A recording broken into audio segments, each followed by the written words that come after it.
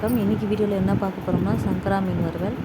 சங்கரா மீன் வந்து ரொம்ப நாள் கழிச்சு வாங்கணும். ரொம்பவும் புதுசாக இருந்துச்சு. இந்த மீனோட விலை பார்த்திங்கன்னா 300 ரூபா. எப்பவும் போல் வீட்டு மிளகாய்த்தூள், பூண்டு நசுக்கி சேர்த்துருக்கேன், உப்பு, புளி கரைசல், உங்களுக்கு லெமன் வேணாலும் புரிஞ்சு விட்டுக்கலாம், கூட அரிசி மாவு வேணாலும் சேர்த்துக்கலாம், சோள மாவு இருந்தாலும் சேர்த்துக்கலாம். நல்லா மொறுமொறுன்னு இருக்கும். நான் இன்றைக்கி அரிசி மாவு சோள மாவுலாம் சேர்க்கலை. வீட்டு மிளகாய்த்தூள், தோலோடு நசுக்கின பூண்டு, உப்பு, புளி கரைசல், அவ்வளோதான். நல்லா மிக்ஸ் பண்ணி விட்டுட்டு சங்கரா மீனை வந்து இதில் சேர்த்து ஒன்று ஒன்றா வந்து காரம் போட்டு வச்சிடலாம்.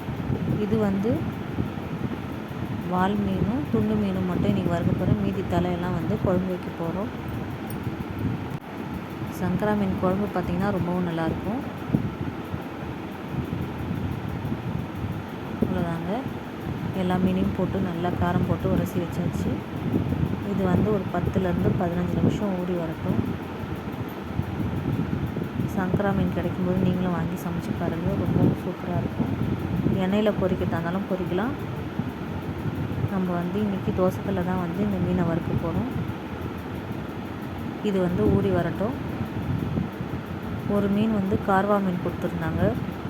கார்வா மீனும் ரொம்பவும் சூப்பராக இருக்கும். கார்வா மீனையும் இதோடு சேர்த்து காரம் போட்டு ஊற வச்சிருச்சு. நல்லா ஊறி வரட்டும்.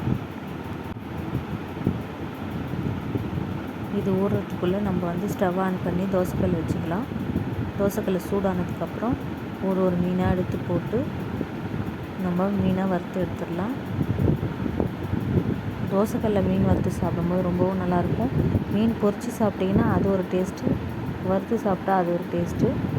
அவ்வளோதான். வந்து மீனை ஒன்று ஒன்றா திருப்பி போட்டு எண்ணெய் ஊற்றி மீனை வறுத்து எடுத்துக்கலாம். சங்கரா மீன் வறுவல் எங்கள் வீட்டில் தயாராகிடுச்சு. நீங்களும் வந்து மீன் கிடைக்கும்போது வாங்கி சங்கரா மீனில் மீன் வறுத்து சாப்பிட்டு பாருங்கள். ரொம்ப சூப்பராக இருக்கும். அவ்வளோதாங்க, சங்கரா மீன் வறுவல் ரெடி.